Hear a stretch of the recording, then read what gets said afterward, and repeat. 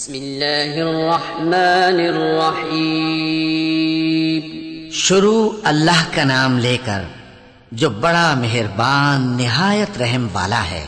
والشمس وضحاها والقمر إذا تلاها والنهار إذا جلاها والليل إذا يغشاها والسماء وما بناها والأرض وما طحاها ونفس وما سواها فألهمها فجورها وتقواها قد أفلح من زكاها وقد خاب من دساها.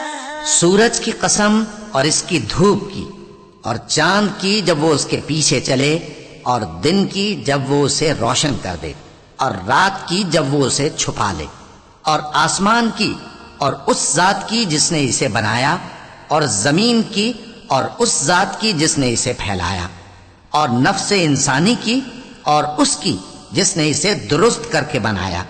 پھر اس کو بدکاری سے بچنے اور پرہیزگار بننے کی سمجھ دی کہ جس نے اپنے نفس کو پاک رکھا وہ مراد کو پہنچا اور جس نے اسے خاک میں ملایا وہ نامراد رہا.